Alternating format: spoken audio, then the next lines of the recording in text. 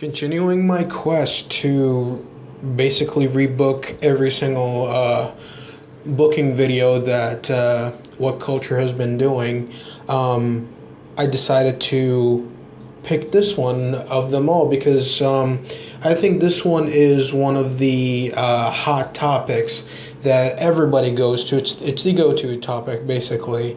Cornette,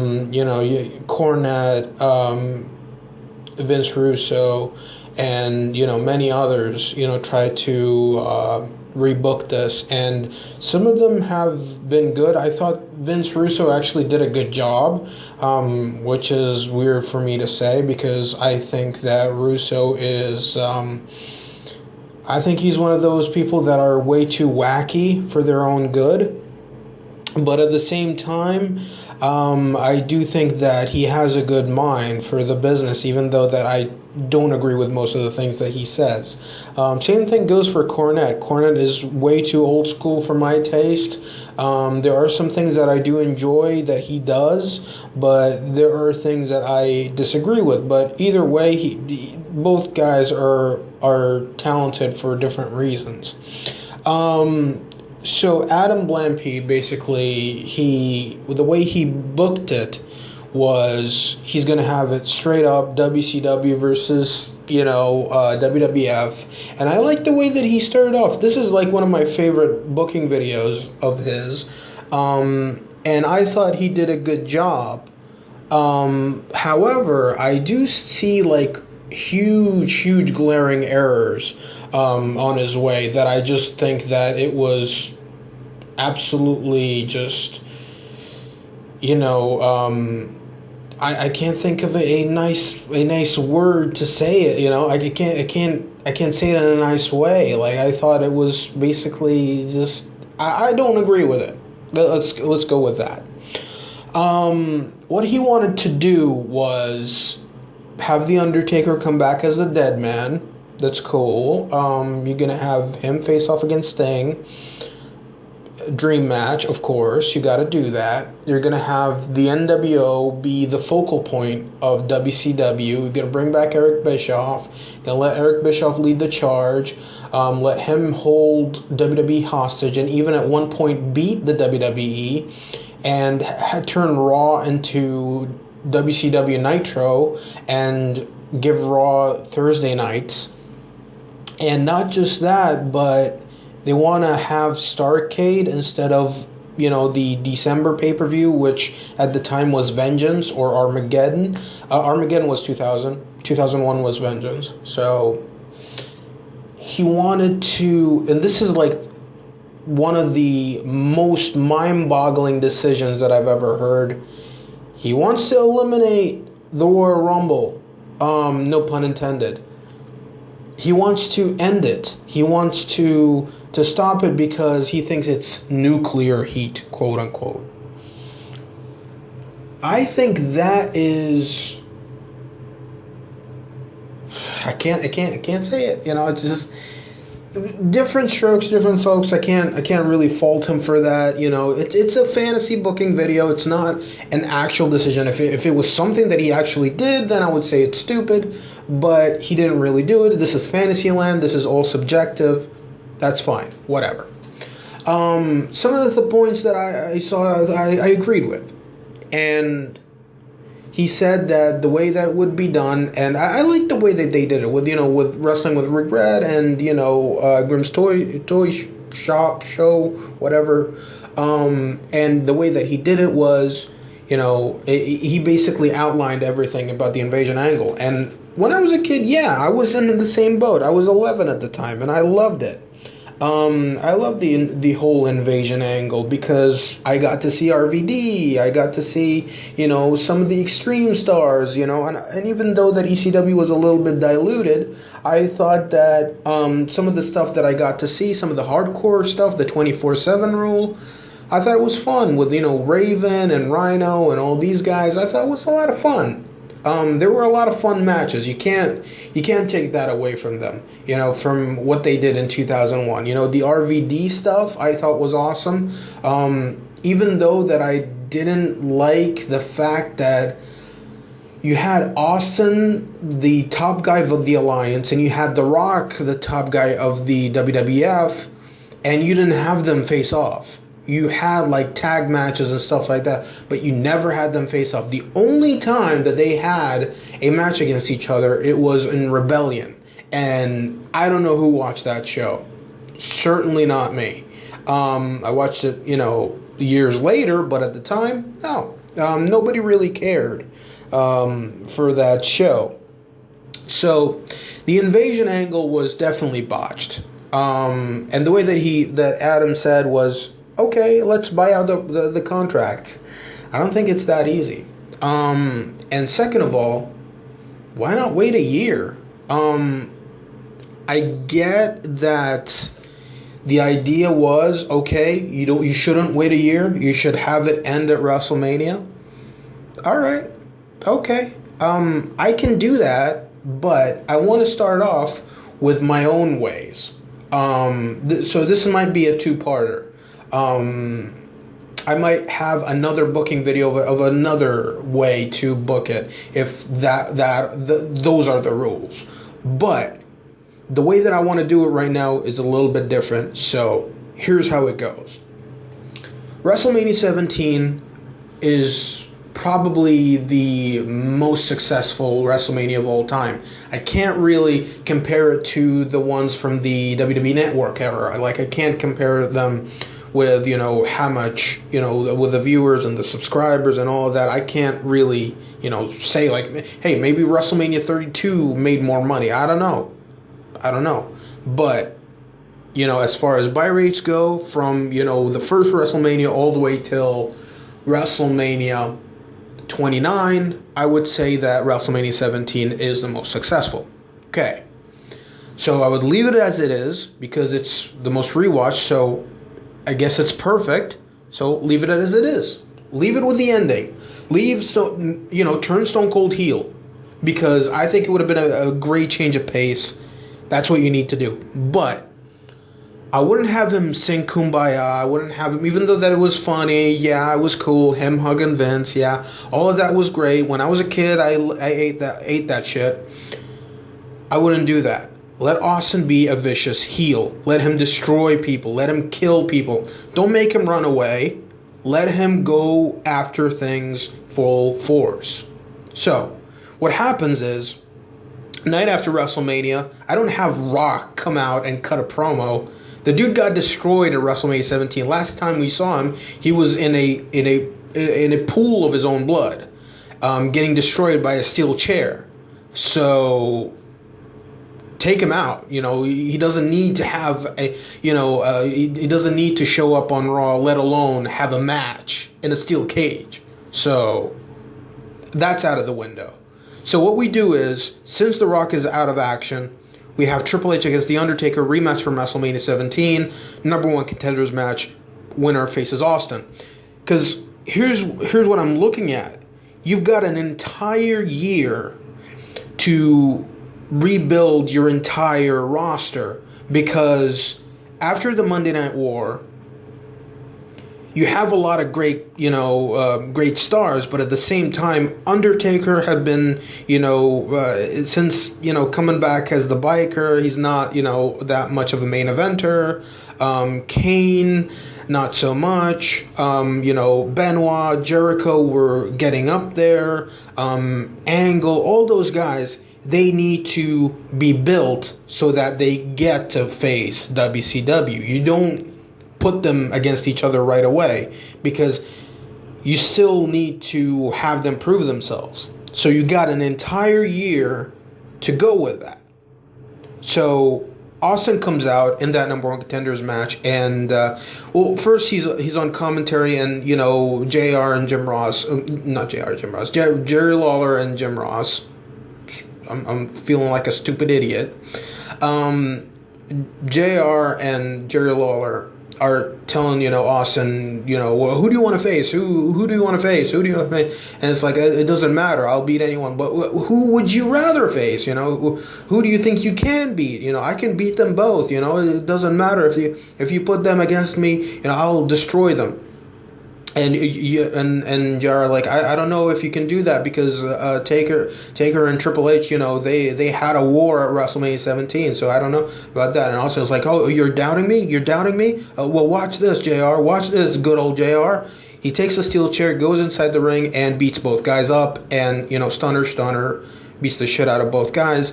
Then what happens is that William Regal is like, order, and then says, like, Austin, you cannot be contained, so I'm deciding to put you, all you three, in a match at Backlash, in a triple threat match for the WWE title. And Austin says, that's absolutely fine. We'll see if they can. That's if they can make it to Backlash. And he beats both guys up some more with the steel chair.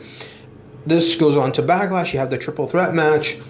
Little miscommunication with Triple H and Undertaker. Says they're going at it, and Stone Cold, capitalizes on it and gets the pin on the Undertaker, retaining his WWE title. You go to Judgment Day. You have Stone Cold against Triple H because Triple H says that you haven't beaten me. Last time we faced off against each other one-on-one, I beat you twice, 2 in a row. So this makes me, the biggest threat to your WWE Championship, and I'm taking it from you. And you have that match at Judgment Day. You have Austin go over Triple H because, well, some weird thing that happens where Triple H, he trips and Austin, hits him with a stunner. It doesn't matter, how he wins. Just Austin wins. I can't change fate, so Triple H gets, he gets his knee blown out. So I can't change fate. Injuries are injuries. I can't really, use Triple H any more than that. So at King of the Ring, you have Stone Cold against Chris Benoit. Benoit wins a number one contenders match, and he faces Stone Cold at King of the Ring. And you have Austin go over Benoit. Then you have Stone Cold against Chris Jericho at Fully Loaded, because I would have Jericho be the one that wins King of the Ring, and have Austin go over Jericho. Then you got SummerSlam. The Rock comes back and faces Austin and beats Austin for the championship at SummerSlam. And you have the rematch at Unforgiven. Rock against Austin one more time. Rock goes over Austin. Then you have another match at No Mercy with Rock going over Austin in a last man standing match, because fuck 50-50 booking. Just, sometimes you gotta have one guy that's superior to the other. So Rock beats Austin in a last man standing match, meaning Austin does not get a title shot anymore. Now this is where I would have Austin leave the picture for a while. Let him rest up. Let him, heal his wounds for a while. Now, for weeks, even before No Mercy, I would have attacks happen. Guys getting attacked and stuff like that. And the attackers are revealed the night after No Mercy, being The Undertaker, Albert, Test, and the APA, calling themselves the Brothers of Destruction. And Kane comes out and says, what the hell's going on, and stuff like that. They beat the shit out of Kane. Undertaker says, these are my real brothers. And he beats the shit out of Kane. Now, at this time, Kane is Intercontinental Champion. And basically, the Brothers of Destruction are a gang of people that are just, they're sick and tired of being overlooked. Guys like Jericho and Benoit, these short guys are getting the title shots and them being overlooked. So they're taking it into their own hands, and they're going to get their title shots. So they keep on their path of destruction until William Regal basically gives them the match for Survivor Series. It's going to be, this is a new match that I've come up with. The Brothers of Destruction against The Rock, Kane, Jericho, Edge, and Christian. Jericho would be European champion. Edge and Christian, of course, tag team champions. Kane, Intercontinental champion. The Rock is the WWF champion. And against the Brothers of Destruction, where all the golds are on the line. Now, this is my idea for this match, okay? The way that it goes down is every single fall is for a championship. So the winners of the first fall, get the one half of the tag titles. Second fall, the other half. Third fall, European, and so on and so forth. So it's a 5-fall match with no eliminations. You don't have eliminations in this match. So I would have the Brothers of Destruction have, they take all the gold. Basically, they take all the gold. And at the end of the show, they hold up the championships.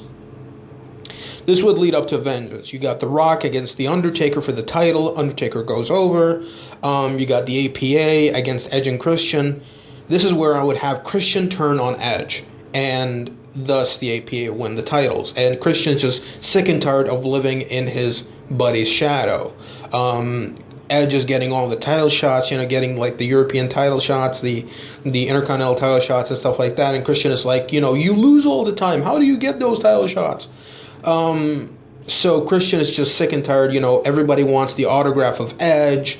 They don't want autographs of Christian. And all the women are like, they're talking to Christian. It's like, oh, you're talking to me? Oh, yeah, I just wanted to know if you've got Edge's number. And just like, stuff like that just, gets into Christian's nerves, to the point where Christian just has enough and turns on Edge.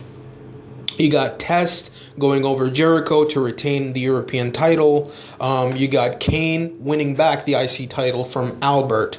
So that was just like a token title reign that Albert had, and you have Kane take back the Intercontinental title. Now, 2002, you got Raw. On Raw, Albert wins a Battle Royal to be in the number 30 spot at the Royal Rumble. So then at the Royal Rumble itself, we have Albert getting taken out by somebody. We don't know who it is. He gets taken out, basically.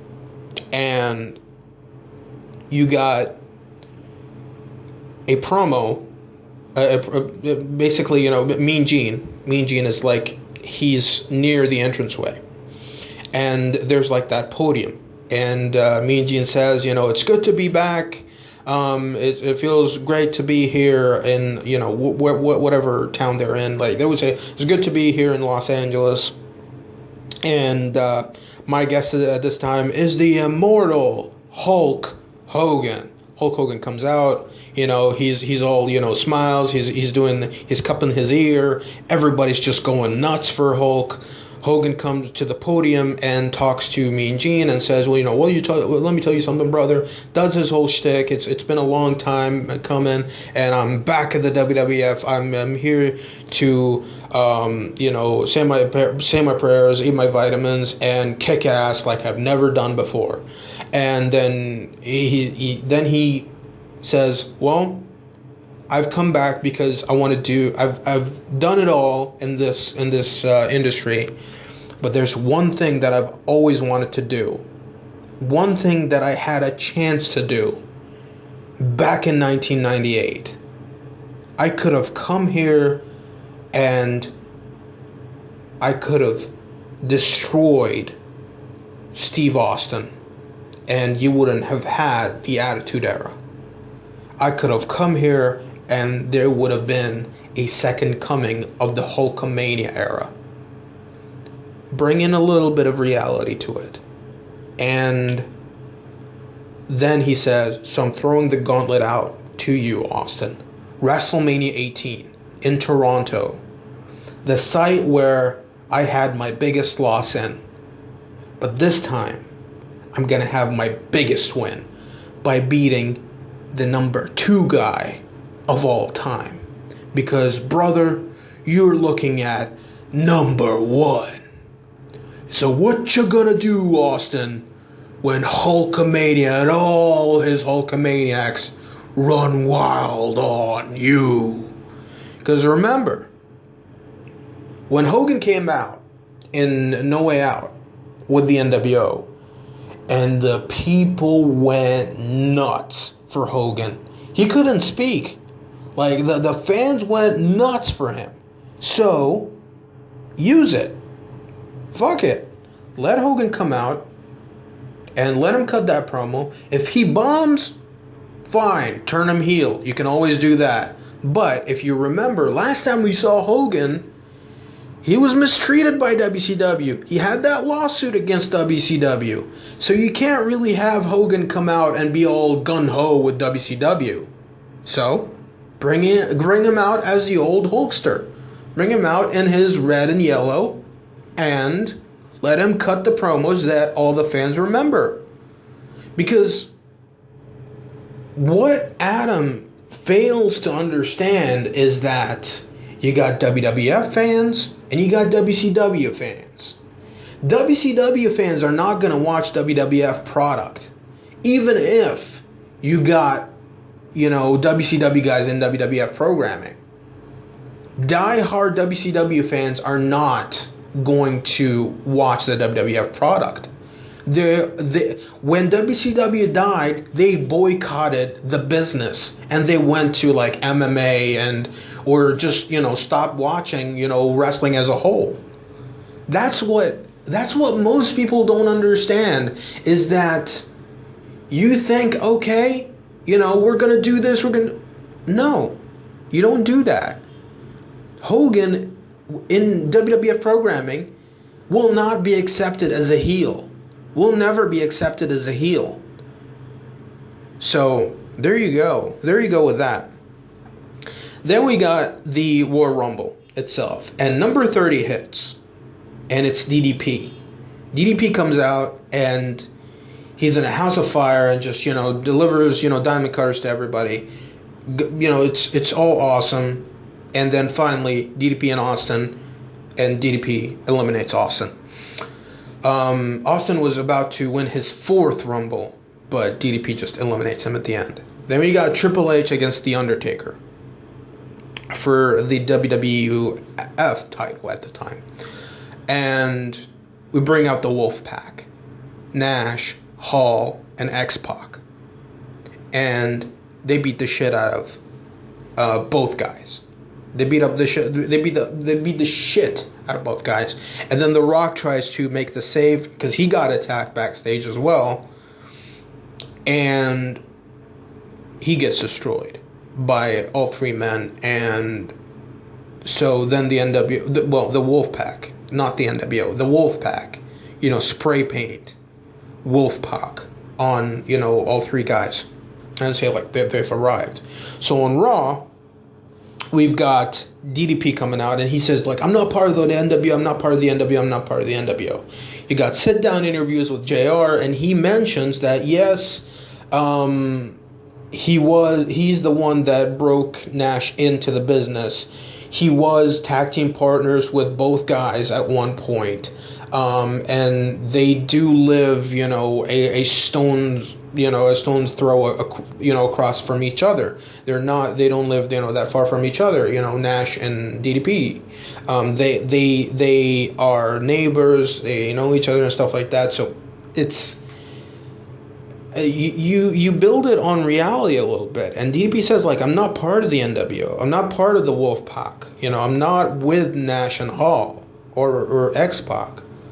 I am my own man. I came here to make a name out of myself because I wasn't going to sit at home collecting a paycheck, because I wanted to be the biggest star that I can be. And after sitting at home, nursing injuries, and just being just sick and tired of everything, I got the urge to see the fans one more time. So that's what I would have done. Let DDP come out and say, like, all these things, like, let him be a babyface.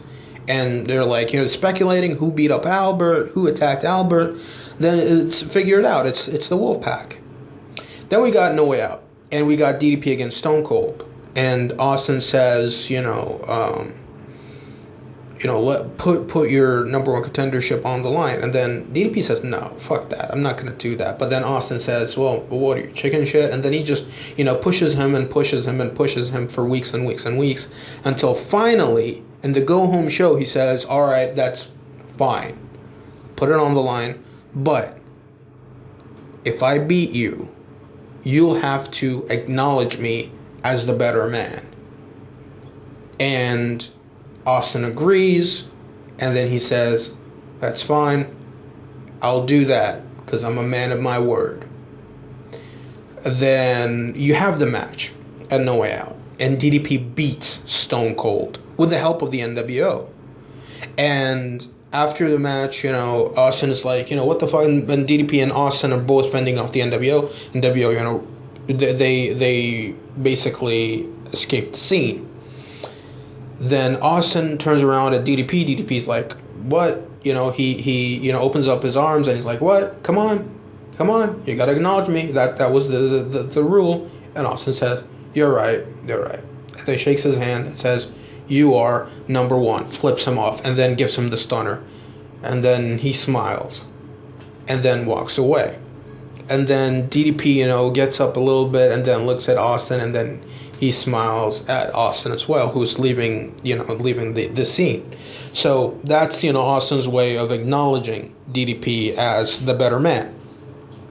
Then we got the NWO against Kane, The Undertaker, and The Rock. Now, if you remember, Kane and The Undertaker are not bosom buddies. But leading up to this, the Wolfpack, I keep saying the NWO, I don't know why. The Wolfpack basically been beating the shit out of Kane and The Rock and The Undertaker, and then finally Willie Regal's like, fuck it, you guys are going to have a 6-man tag. And that's what happens. They have the 6-man tag at No Way Out, and they're forced to be with each other, even though they've been bickering and just, not on the same page. Even they have separate entrances, and Undertaker's just, he's not getting along with Kane, he's not getting along with The Rock, nobody's getting along with anybody. The NWO capitalized on that and win. After that, we got Triple H against Kurt Angle. This is Triple H's, you continue the storyline that's going on with him and Stephanie. Stephanie doesn't know, which side she's on. Is she with Kurt Angle? Is she with Triple H? Because the idea I would have is, while Triple H is gone, Stephanie's been managing Kurt Angle, and Triple H is like, what the fuck are you doing with this loser? And then, they bring back that storyline, and then they continue that feud. Because I really don't see anything else for Triple H to do right about now. So, and I think he would have, amazing matches with Kurt Angle anyways. You got Albert winning the Hardcore title. That's basically it. Then Raw, we got DDP coming out, making the save for The Undertaker, because The Undertaker got destroyed by the NWO. Oh, the Wolfpack, fuck. Wolfpack. Nash and Hall and Pac. They beat the shit out of, The Undertaker. DDP comes out and is like, stop it, guys, don't do it, guys. And, NWO's like, yeah, all right. Wolfpack, fuck. Not the NWO. Wolfpack. Right, Wolfpack. They're like, okay, all right. All right, we'll let you do it. You can tend to your friend. And then they look at each other and, they shrug and beat the shit out of DDP with a steel chair. And, they beat up DDP, they beat up The Undertaker, and then, they spray paint at them, Wolfpack. Fuck. Then they leave. Then you got the go-home show, the Outsiders going over DDP and The Undertaker because of miscommunication. Because you got DDP and The Undertaker facing off against each other at WrestleMania. And, of course, you're going to have a little bit of miscommunication, and you will basically, what the fuck did I want to say? What the fuck did I want to say about that? Yeah, so there's a little bit of miscommunication because they're going to be facing off against each other for the WWF title. So, of course, they still have that rivalry going on. And then you got The Undertaker and against DDP at WrestleMania. Undertaker goes over DDP. And yes, I know DDP won the Rumble, and it's kind of iffy having the Royal Rumble winner. Oh my God, he's losing at WrestleMania. Yep, he is a WCW guy after all, and he has to lose to The Undertaker. But here's the thing, you can still be made in a losing effort, as long as it's a great match. And I'm sure DDP and The Undertaker will have a great match. Forget about their stuff at King of the Ring, the stuff that they did in 2001, that they actually did, which I thought was just completely mishandled. I think they would have a great match. Fuck the Stalker storyline. I think this would be like a great match. The American Badass against WCW's Badass, the People's Badass. You got Hogan over Austin. I'd have Hogan go over Austin, yes, in Toronto. Because Austin was, he was leaving anyways. You can't change that. I can't really say that Austin would have stayed. No, I'm not sure about that. Maybe Austin would have left. Maybe Austin would have stayed. Who knows? So I would have Hogan go over Austin because I know that, there's a lot more mileage on Hogan, especially around this time because the dude was hot. He was fucking hot shit. And he needed this one more than Austin. I think Austin could have bounced back anytime he wanted. The Outsiders going over the APA for the tag titles with the help of X-Pac. Triple H going over Kurt Angle with Stephanie, and the idea being that Triple H, finally, breaks the shackles and, beats Kurt Angle, and, Stephanie, gets back with Triple H because, what would be the stipulation? I think there should be a stipulation. Let it be at No Way Out that Triple H wins, okay? But then Kurt Angle's like, you won a match, but who cares? I still get the girl because Stephanie is my manager. It says so in my contract. And then you got this match at WrestleMania 18 with Kurt Angle just, telling Stephanie, get me a steel chair, get me a steel chair, get me this, get me that. And then finally, Stephanie slaps Kurt Angle, and Triple H hits the pedigree. 1, 2, 3. Stephanie embraces with Triple H and then hugs him and kisses him. So that's what I would do. Edge beating Christian in a ladder match for the Intercontinental title. Ending their feud finally in the grand stage of them all. I think that would be great. I think that would be a great moment for both guys. They had an amazing match, I remember, at No Mercy 2001, which was a ladder match. I think it would have been much better if it was at WrestleMania. Test going over Kane to retain his European title. Brock Lesnar debuting and beating the shit out of everybody. Winning the Hardcore title from Albert. He beats Albert for the Hardcore title. He is basically a mystery opponent for Albert. Nobody knows who this guy is. Lesnar beats the shit out of Albert and pins him and wins the title in quick fashion. Then you bring out, Crash, who's trying to be like, trying to win the Hardcore title one more time, gets destroyed. Spike Dudley gets destroyed. Goldust gets destroyed. And then you have this recurring theme, throughout the night where he's backstage. Somebody tries to attack him, gets destroyed, gets thrown into like a garbage, garbage can. And another guy tries to attack him, gets, put through a table, gets put through like a windshield. Just get Lesnar destroying everybody. And I wouldn't have Paul Heyman as his mouthpiece. Just have Lesnar destroy people. That's it. That would be it. Bring in Paul Heyman later on. I would have Heyman come back later on. Lesnar didn't need, I think, a mouthpiece at this time. All he needed to do was come out, destroy people, and walk away. Let him be the Goldberg of WWF. So Raw, you have the Wolfpack have like a celebration, and Vince McMahon comes out and he hugs the Wolfpack, and then he tells everyone that the poison that brought down my competition is back home. So we haven't seen Vince in a long time. And this is his return. And he then says that it was a screw job all along. I am the king of screw jobs, and I screwed my competition. The best thing that I've ever done was send you guys to that company and bring it down from the inside.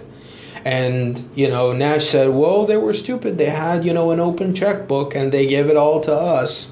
So, and we signed on that dotted line, and we said the amount of money that we wanted until we made that company bankrupt. So you bring in a little bit of, reality to it. Like, let it be, something that a lot of people would guess. Like, is it real? Is it not? Because remember, in 2002, not many people were online and, reading dirt sheets as they are right now. In comparison, yes, there were a lot of people online, but not to the extent of today.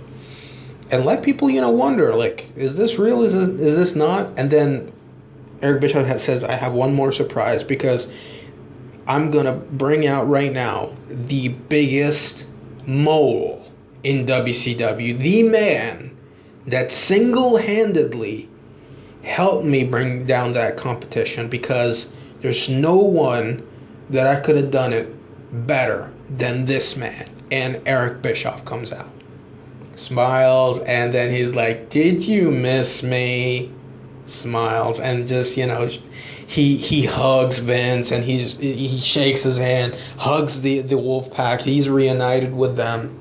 And then Vince says, for your contribution, for everything that you've done for me, Eric, I'm giving you SmackDown. And Bischoff is all happy. He's like, wow, I don't know what to say, Vince. Mr. McMahon? Mr. McMahon, can I call you Vince? I'm sure you don't mind. And then he says, I'm here to make SmackDown the biggest it can be. And not just that, but I'm here to make you from a billionaire to a zillionaire. And Vince hugs him. Is like, that's exactly what I want. Then you bring out the WWF roster, and they're standing on that stage, and then you got Rock cutting a promo and says, so that's what it was all about for you, Vince?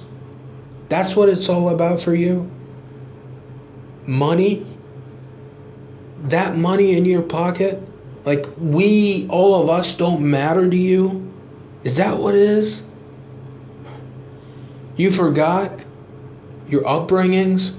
You forgot living in a trailer home? You forgot the way you came up to this business? The way you had to earn your way up? You forgot all the people that took you under their wings? You forgot all the casualties that were in this stupid war? You forgot about people getting crippled? People dying? Best friends of us? You forgot about the Pillmans, about the Owen Harts, about the Rick Rudes, about the Bossmans? Well, Bossman wasn't around that time. He died in 2003, I think. You forgot about all those guys, Vince? Is that how conceited you are? Well, we've all agreed. We don't want any part of your shitty company. And they walk off. They all walk out. They turn their backs on Vince. And Vince is like, don't you turn your backs on me. I made you. I own you. And Bischoff's trying to hold him back. The Wolfpack's trying to hold Vince's back. Don't you dare walk away from me. And everybody's just, leaving. Cameramen, everybody. That the same way that people had their strike on, the personnel had their strike on Triple H on that episode of Raw, which I thought was awesome, but they didn't follow it up. I think this would have been better. And not just that, but Raw goes off the air half an hour early. You got half an hour of just dead air. They just left. And I truly believe that people at home would go like, what the fuck did we just see? And like half an hour before, and then you do reruns or whatever, or, something. But at this time, Raw goes off the air half an hour early. Goes off the air, I think, in like 10:30. Not 10:30. They would be on the air at 9, and so, yeah, 10:30. So, yeah. Raw's off the air 30 minutes earlier. So what happens next? I'll tell you what happens. SmackDown starts off with Bischoff coming out. And he says, I'm the GM. He doesn't say, well, basically, he said he's the GM of SmackDown. He says, I'm the commissioner of SmackDown, so I'm making the matches here. So I called a few friends, because since the people that walked off are gutless and cowards, bringing out some good, strong team players. Tonight, you're going to see Buff Bagwell back in action. You're going to see Lex Luger. You're going to see the Steiners. You're going to see Booker T. And you're going to see, of course, the Wolfpack. And Booker T has his match with Scott Steiner. It's their rematch from their final Nitro. And in this show, the main event of this show, because you have like Billy Kidman against Rey Mysterio, all these, great matches that goes on. You got the Steiners, back in action against, some job guys. You bring out Buff Bagwell facing a job guy, Lex Luger destroying a job guy, and you got, Booker T against Scott Steiner, in the final match. In the main event for the WCW, well, not for the WCW title, they're just facing off against each other in the main event, basically. And before this match ends, you bring out Rock and Austin. They come out and they beat up the both men.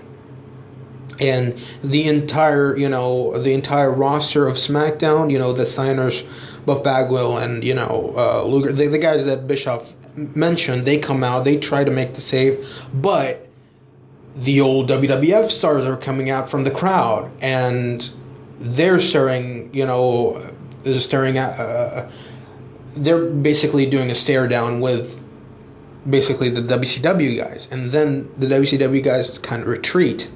And the WWF guys surround the ring with, with The Rock and Austin in the ring. And they say, well, we had a change of heart these past couple of days, because we wanted to... Basically what would happen is that they say that we had a change of heart because someone made us see the light. And then Mick Foley comes out. And then he says that, yep, I came out here because I was given Monday Night Raw. And I will be leading these men into the top of this industry. And not just that, but I'm giving them full insurance. And not just that, but guaranteed contracts. And not just that, but I will give them a strong working environment, because the Monday Night War, as ugly as it was for us, it was even uglier for our families. And yes, the fans enjoyed it, and we wouldn't trade that for the world. I don't mind putting my body through the line every single time I'm in this ring, just to have you guys have a great time. It makes my paycheck worthwhile. But despite that, I'm putting the blame on management, on not being able to take care of the boys. And from now on, we will take care of our own. Then the WCW guys turn on Eric. And they're like, and Eric is like, what? What? You're going to listen to him? What? It's all about the money. Come on. I'm giving you strong contracts.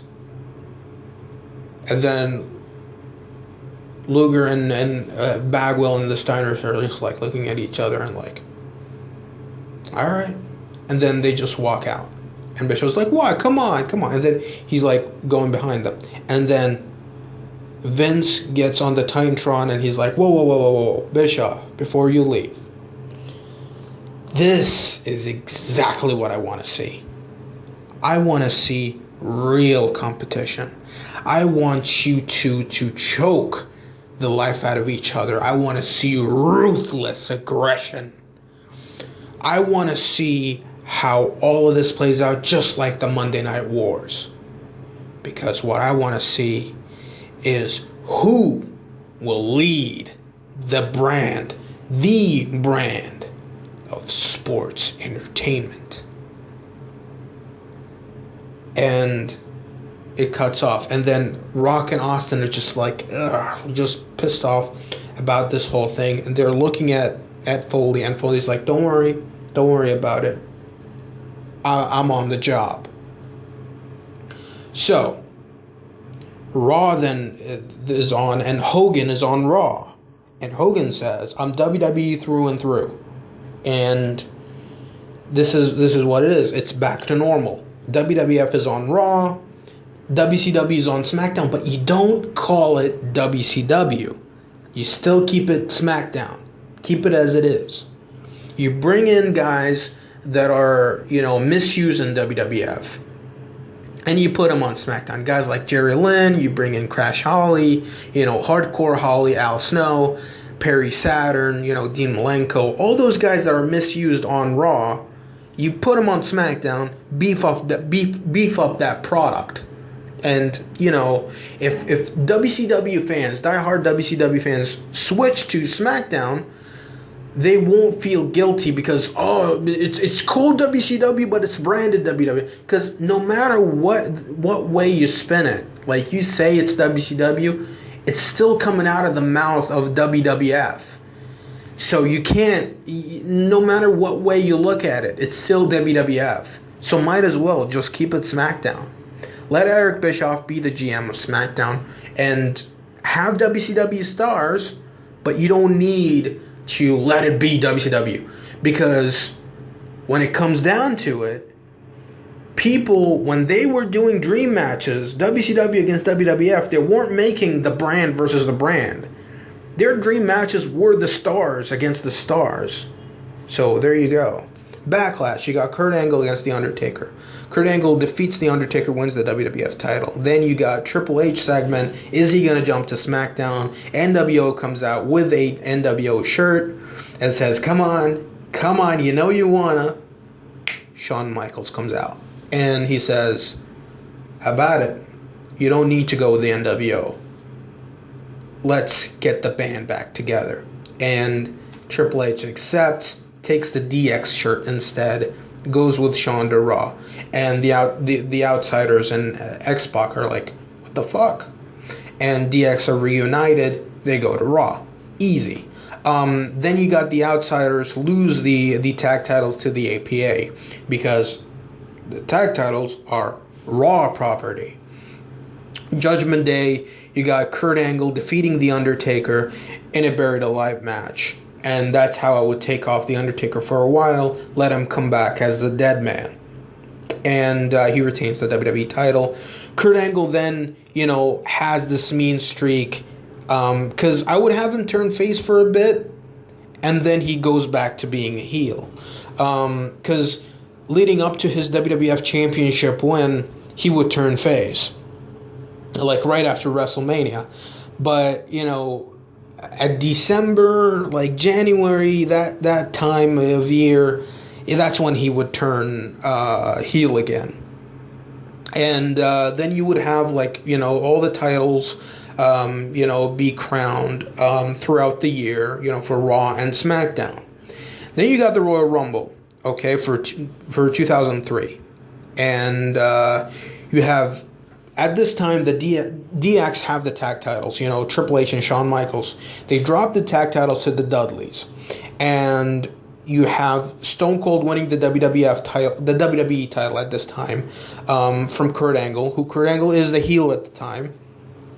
And Austin wins the title. He comes back, all great and stuff like that. Wins the title.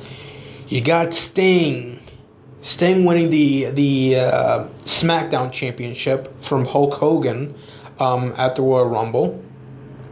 Sting comes back, months prior and defeats Hulk Hogan for the first time, because Sting never beat him clean. Like, there's always some shit going on that Sting, has to beat Hogan. But this time he beats him clean. Austin beats Kurt Angle, like I said. And the winner of the Royal Rumble, Goldberg. Goldberg debuts and wins the Rumble. Next night on Raw, you got DX losing the rematch against the Dudleys. Triple H turns on Shawn Michaels and bloodies him and breaks his back on a steel chair with like that sidewalk slam. That always looked brutal. Goldberg chooses Stone Cold to face at WrestleMania and signs a Raw contract. He says he's going to be on Raw. On SmackDown, Undertaker returns and as the dead man and issues a challenge against Sting. And let's see what else happens here.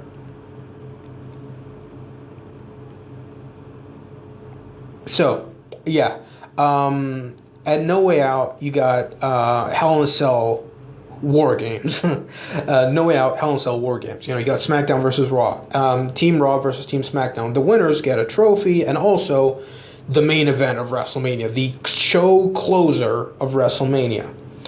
This is where I would have Hogan turn on Team Raw. SmackDown wins by Brock Lesnar making Chris Jericho tap out with the stretch muffler, with the Brock lock. And he wins it for, you know, Team SmackDown. And on SmackDown, The Rock makes his return and challenges Hulk Hogan to a match at WrestleMania. Because, you know, he thought that Hogan was like, you know, a stand-up guy, and he wants to face Hogan at WrestleMania. They have their match that they did at WrestleMania 18, but without the ending, without, you know, Hulk Hogan going back to being a babyface. Let him continue being a heel for the rest of the year. So Rock defeats Hulk Hogan at WrestleMania. You got Goldberg over Stone Cold for the WWE Championship because this is Stone Cold's last match. You got Brock Lesnar against Booker T, defeating Booker T, thus becoming the U.S. champion. Slow build for Brock Lesnar. Don't give him all the championships right away. Don't give him the WWF championship right away. Give him the U.S. title. Let him beat Booker T. Win the U.S. title. Slow build. You got Undertaker over Sting. And those are the important matches, and I'm done. That was the invasion angle. And you see, it's not... I used to think that the invasion angle was supposed to be WCW against the WWF. And I've had a change of heart these past couple of months because this is something that I've been thinking about for years and years and years. And everybody had a chance to book it. And I've had ideas where, okay, let's do WrestleMania and we'll have War Games and, you know, all that sort of stuff. But I don't think it's something that it should be taking that way because War Games, as much as I enjoyed those matches, even like, you know, WCW against like the NWO against, you know, like NWO Black and White against the Wolfpack against WCW, I thought they were good. Some of them were good. Like even the NWO against WCW, I remember that from 1996 where you had fake Sting with the NWO and then the real Sting came out and then he's like, you know, it was a storyline match, which I thought it was cool. The Sting Squadron against like the Deadly Alliance, that was fun. You know, the Four Horsemen one against Legion of Doom and, well, not Legion of Doom, Road Warriors and Dusty Rhodes, and I think it was Sting with them as well. Yeah, those matches were a lot of fun. Some of them were basically awesome. But I don't think they would work in like a WWE environment because it's just too much.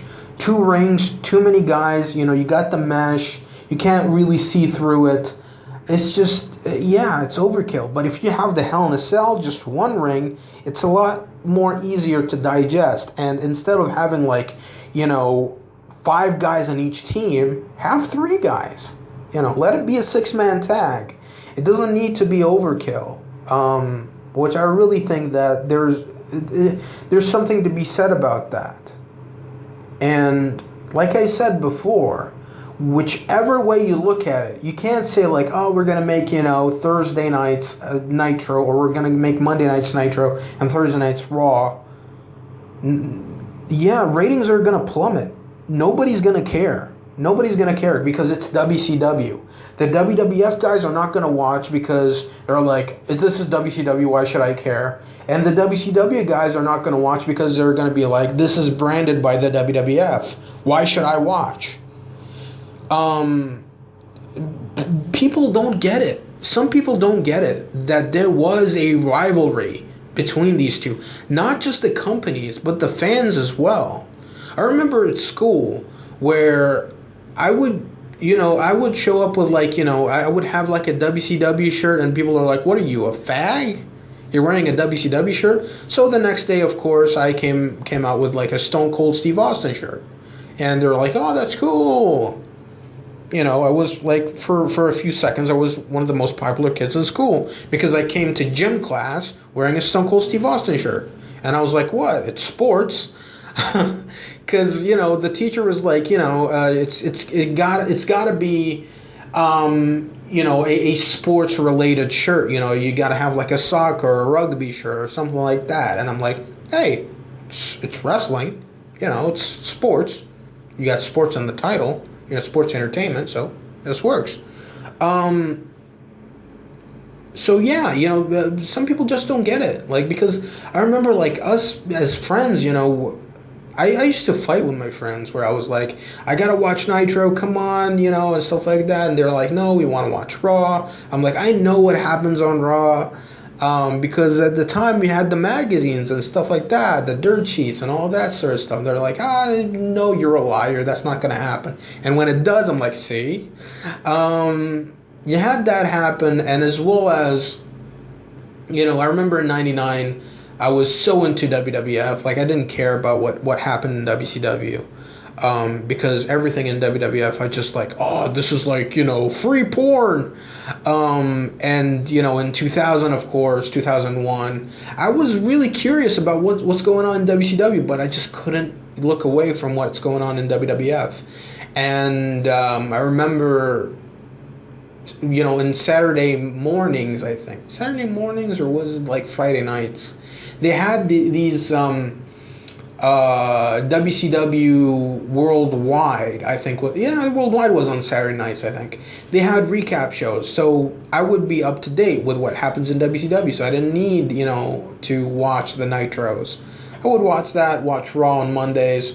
Well, it was Tuesdays, because I couldn't stay up late because of school. I was 9 at the time. So the next day, like, I would watch the replays, or I would, tape it and watch it, before I go to school. I would wake up really, really early, and my mom was like, holy shit, you woke up really early today. And I'm like, yeah, I'm a good kid, I'm a good student. Wake up at like 3 in the morning to watch Raw, and have like a bowl of I remember like Fruit Loops, and watch Monday Night Raw. Because I would go to bed like really, really early, like at 6, just to get up really early and, watch Raw. So that was it. Like, that was the life. And, when I would go to school and we would talk about what happened on Raw, what happened on, I would even watch SmackDown. It was like, what happened on SmackDown and stuff like that. And this was the time where storylines would continue to SmackDown, would continue to Sunday Night Heat. Like, there was no show that was, it was a replay show or was, misused or anything like that. It was like everything you gotta watch. So things just, continued and were just interwoven with each other, which I really enjoyed. Everything was just must see and can't miss. Can't say the same thing about, Nitro and Thunder. Thunder was just like a complete Z show. I wouldn't even say it was a B show. It was like so far down the totem pole that it wasn't even funny, because it just, nothing mattered on Thunder. Nothing mattered at all. Even though you had a few good matches, it didn't matter. It felt like last year's SmackDown where nothing really mattered. You had the replays on Raw. It's just like, who cares about SmackDown? So that's basically it. That's basically the invasion angle. And you gotta understand, when you're booking it, you gotta think all corners. You gotta not leave a stone unturned. You gotta, check everything, because remember, yes, the Invasion pay-per-view was one of the highest rated pay-per-views that WWF ever had. But remember, that was a hot time either way. 2001, still was a big moneymaker for the WWF. That was like on the heels of the Attitude Era. Like, remember, they were still riding the waves of WrestleMania. So, of course, you're going to have it be like this huge thing. Now, remember, I haven't mentioned Vince McMahon or Shane McMahon or Stephanie or anybody like that. I haven't mentioned any of them. This is like a McMahon-less year for me. 2 years of no McMahons. Because the way that I would look at it is, the Attitude Era is done. So there's no reason to continue with the McMahon stuff. If I'm going to bring back Vince McMahon, it's got to be for something worthwhile. It's got to be like for something important.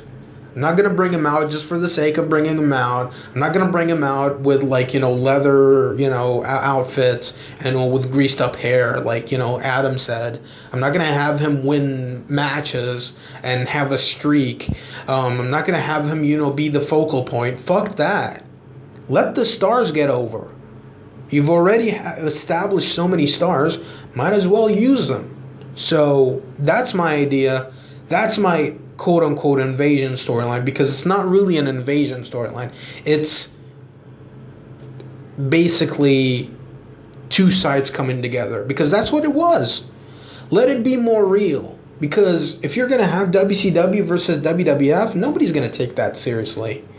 You're going to take off Raw and make it, Nitro. You're going to take off, Armageddon, make it Starrcade. You're going to take off the Royal Rumble. Are you serious? You're going to take away the Royal Rumble, one of the big four? Remember how many people had pitchforks when WWE wanted to, destroy Survivor Series, when they wanted to delete Survivor Series? You remember that? Because I don't think you do. So that was it. That was my booking idea. Feel free to comment below. Tell me I'm an asshole. Tell me whatever. Tell me I'm stupid. Because apparently, whenever I do these videos, I get a lot of hate from a lot of What Culture fans. So bring it in. I like it. So, rate, comment, favorite, how, please subscribe, share with friends, share with everybody. Follow me on Twitter. Join the group on Facebook. And until then, check me out where I'm going to be talking about something.